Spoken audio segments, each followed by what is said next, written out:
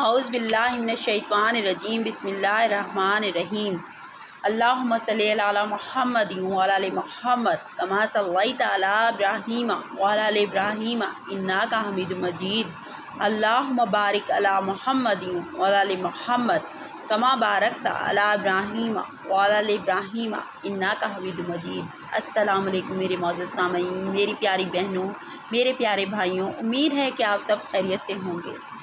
ماہ رمضان کے بابرکت دن کا وظیفہ لے کر میں آج آپ کے لیے حاضر ہوئی ہوں۔ اس ماہ رمضان کے بابرکت دن آپ نے اپنا سیدھا ہاتھ سر پر رکھو، خدا کی قسم افطاری کا اعلان بعد میں ہوگا، پہلے آپ کا ہر مقصد پورا ہوگا۔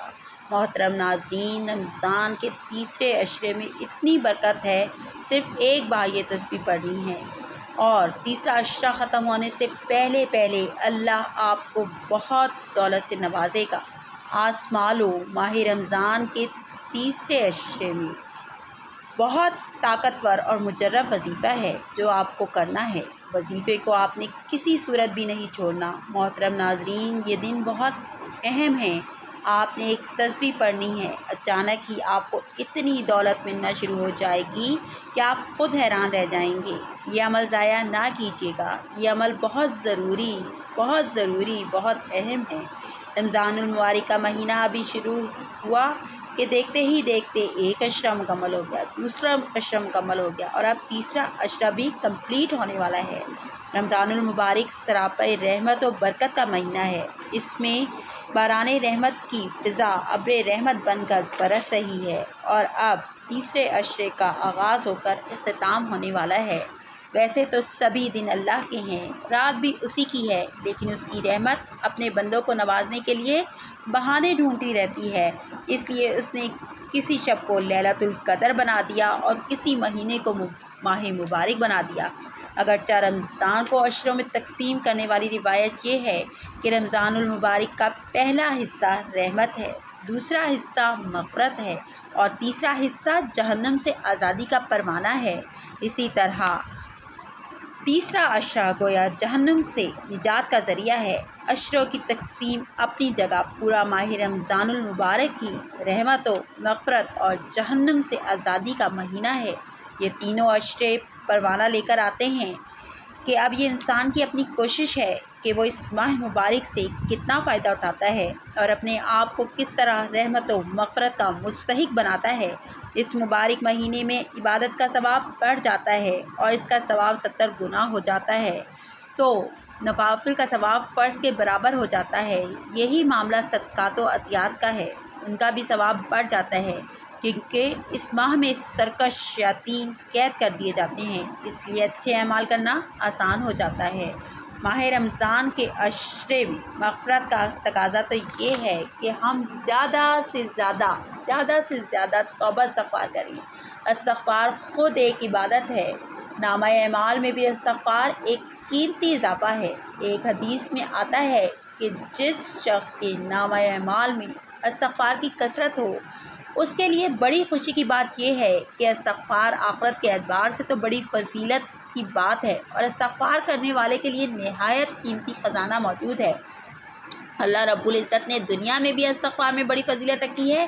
قرآن مجید میں استغفار کے فوائد میں یہ بھی لکھا ہے کہ جب تک وہ استغفار کرتا رہے گا اس وقت تک وہ عذاب سے محفوظ رہے گا۔ گویا استغفار کی کثرت سے اللہ تعالیٰ دنیائے انسان کو عذاب سے اور بلاؤں اور وباؤں سے محفوظ رکھے گا۔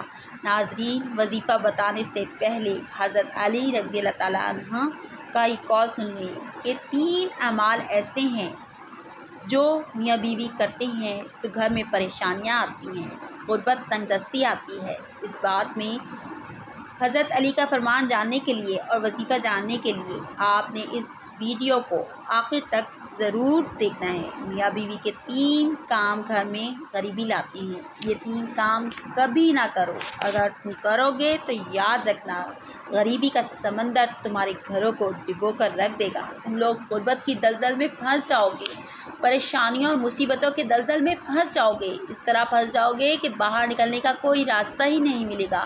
یہ 3 کام کبھی نہ کرنا۔ آخر وہ 3 کام کون سے ہیں جن کے کرنے سے انسان تنگ ہو جاتا ہے، انسان مصیبتوں میں بیماریوں میں مبتلا رہتا ہے۔ سونے کی اینٹوں سے بنایا گیا گھر جہنم کے گڑھوں میں سے گڑھا بن جاتا ہے۔ آخر وہ 3 کام کون سے ہیں؟ حضرت علی رضی اللہ تعالیٰ عنہ فرماتے ہیں کہ یہ 3 کام یا بیوی کبھی نہ کریں۔ وہ 3 کام کون سے ہیں؟ کسی نے پوچھا کہ یا علی وہ 3 کام کون سے ہیں جن کے کرنے سے گھر میں غربت آ جاتی ہے؟ تو حضرت علی رضی اللہ تعالیٰ عنہ نے فرمایا کہ پہلا کام بیوی کو گالیاں دینا۔ جو شخص بیوی کو گالیاں دیتا ہے اس سے بڑا عذاب کیا ہوگا؟ گالیاں دینا نیکیوں کو اس طرح کھاتا ہے جس طرح آگ لکڑی کو کھاتی ہے۔ اپنی نیکیاں ضائع نہ کرو۔ نمبر 2، ہر وقت، ہر گھڑی، ہر لمحے ایک دوسرے سے تلخ لہجہ اپناتے رہنا، یہ عمل بھی غربت کا سبب بنتا ہے۔ نمبر اچھا سوچنے کی بجائے غلط سوچنا، اللہ کے حضور جھکنے کی بجائے ایک دوسرے کو تانا دیتے ہوئے وقت برباد کر دینا، ایسا کرنے سے گھر میں غربت آتی ہے، رزق کے دروازے بند کر دیے جاتے ہیں، رحمت کے فرشتے ایسے گھر میں نہیں آتے۔ نمبر 3، شیطان کو راضی کرنا، یہ کام بھی غربت کا سبب بنتا ہے۔ جو شخص رحمان کو ناراض کرتا ہے شیطان کو راضی کرتا ہے۔ بیوی کو مارتا ڈانٹتا ہے تو تم رحمان کو ناراض کر کے شیطان کو راضی کر رہے ہو، اور جو ہے وہ رب کو ناراض کر رہے ہو، تو پھر ہم تمہارے گھر میں کیسے رحمت دے سکتے ہیں؟ اللہ تعالیٰ فرماتا ہے کہ رحمت اسی کے گھر میں آتی ہے جو کہ اللہ تعالیٰ کو راضی رکھتا ہے۔ یہ 3 کام نہ کرو، اگر کرو گے تو یاد رکھنا غربت کی دلدل میں پھنس جاؤ گے۔ اللہ تعالیٰ ہمیں ہر ایسے عمل کرنے سے بچائے۔ اب چلتے ہیں وظیفے کی طرف۔ آج کے دن کا یہ خاص عمل لے کر حاضر ہوئی ہوں۔ انشاءاللہ اس عمل کی برکت سے اللہ پاک آپ کے اوپر خصوصی رحمت کریں گے، آپ کو بے پناہ دولت سے نوازیں گے، آپ کے جو بھی مسائل ہیں وہ پورے ہوں گے، دولت آپ کے گھر میں داخل ہو جائے گی۔ آپ یہ چاہتے ہیں کہ میرا عالیشان گھر ہو، انشاءاللہ اس عمل کی برکت سے اللہ آپ کو گھر سے بھی نوازیں گے، دولت سے بھی نوازیں گے۔ آپ کے پاس پیسوں کی کمی ہے تو آپ نے کسی کا قرض دینا ہے، آپ پریشان ہیں، آپ کے پاس بالکل پیسے نہیں ہوتے، اگر پیسے ہوتے ہیں تو بس پورے ہوتے ہیں، آپ نے گھر کا خرچہ بھی چلانا ہے، آپ اس پریشانی میں ہیں، پتہ نہیں اب کیسے قرض اترے گا۔ انشاءاللہ اس عمل کو کریں، آپ کا قرض بھی اتر جائے گا، راستے کی رکاوٹیں بندشیں ہٹ جائیں گی، کامیابی مقدر ہو جائے گی اور رزق میں اضافہ ہو جائے گا۔ رب کی رضا کے بغیر دنیا میں موجود ایک پتا بھی نہیں ہل سکتا، اس لیے جو بندہ اپنی کوئی بات بنوانا چاہتا ہے تو رب کعبہ رحمتوں و برکتوں سے مالا مال ہونا چاہتا ہے، وہ آج کے دن دنیا کے تمام کام چھوڑ کر رب کعبہ کی اس تسبیح کو پڑھ کر دیکھے۔ ماہ رمضان کے تیسرے عشرے میں خاص وظیفہ لائی ہوں، یہ آپ نے چھوڑنا نہیں ہے۔ یہ جو عشرہ چل رہا ہے یہ دوزخ سے نجات کا عشرہ ہے۔ اللہ تعالیٰ اس عشرے میں بہت سی دعاؤں کو قبول کرتا ہے۔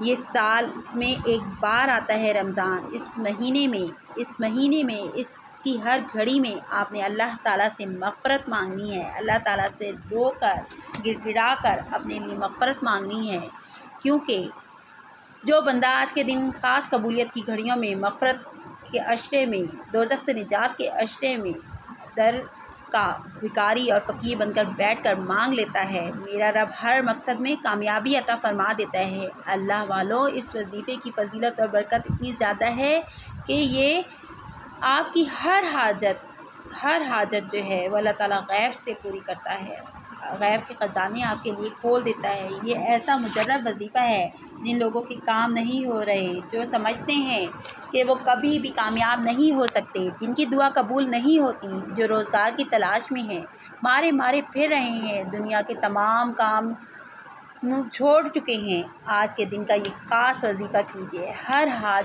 حاجت پوری ہو جائے گی، آپ کے گھر کے حالات بدل جائیں گے، جو سالوں سے نہیں مسئلہ حل ہو سکا وہ اس کو کرنے سے حل ہو جائے گا، بے روزگاروں کو روزگار مل جائے گا، رزق کے دروازے کھول دیے جائیں گے، ہر بندے کا رزق وسیع کر دیا جائے گا، یہ وظیفہ ایک بار لازمی پڑھنا ہے۔ جو بے اولاد ہوگا اللہ اسے اولاد سے نوازے گا، جو بہت بیمار ہے، اللہ تعالیٰ اسے بیماریوں سے شفا عطا کرے گا۔ یہ وظیفہ آپ نے بہت خشوع اور خضوع سے کرنا ہے۔ اس کو آپ کسی بھی نماز کے بعد کر سکتی ہیں۔ کسی بھی نماز کے بعد آپ نے کیا کرنا ہے، مصلی پر بیٹھ کر نبی کریم صلی اللہ علیہ وآلہ وسلم کی ذات اقدس پر درود ابراہیمی پڑھنا ہے۔ درود ابراہیمی کی آپ نے 7 بار تعداد پوری کرنی ہے۔ اول میں آپ نے درود ابراہیمی 7 بار پڑھنا ہے، پھر اس کے بعد آپ نے یہ ایک تسبیح آپ نے 100 دانوں والی، اس پر یہ کلمات پڑھنے ہیں، حسبنا اللہ و نعم الوکیل، اور آخر میں دوبارہ حضرت محمد مصطفیٰ صلی اللہ علیہ وآلہ وسلم پر درود پاک پڑھنا ہے، اور اللہ کے حضور سر بسجود ہو کر گڑا کر پہلے اپنے گناہوں کی معافی مانگنی ہے۔ گناہوں کی معافی مانگنے کے بعد آپ نے توبہ استغفار کرنی ہے۔ جتنی کثرت سے آپ توبہ استغفار کریں گے اتنی ہی زیادہ اللہ تعالیٰ آپ کی دعاؤں کو قبول کرے گا۔ توبہ استغفار کرنے کے بعد آپ کا جو مقصد ہے، آپ نے اللہ تعالیٰ کے حضور سر بسجود ہو کر اپنے مقصد کی کامیابی کے لیے اللہ تعالیٰ سے دعا کرنی ہے، گڑگڑانا ہے، رونا ہے۔ جتنا آپ گڑگڑا کر رو کر اللہ تعالیٰ سے مانگیں گے اتنی ہی اللہ تعالیٰ آپ کی دعا کو قبول فرمائے گا۔ اس لیے آپ نے بہت عاجزی کے ساتھ، انکساری کے ساتھ اللہ تعالیٰ سے توبہ کرتے ہوئے اپنے مقصد کی کامیابی کے لیے دعا کرنی ہے۔ انشاءاللہ تعالیٰ اس وظیفے کی برکت سے اللہ تعالیٰ آپ کی ہر دعا کو قبول فرمائے، آمین ثم آمین۔ اس کے ساتھ ہی سائمہ اسلامک آفیشیل سے سائمہ کو اجازت دیجیے۔ اس کے ساتھ ہی آپ نے میرے چینل کو لائک کرنا اور سبسکرائب کرنا نہیں بھولنا۔ اللہ حافظ۔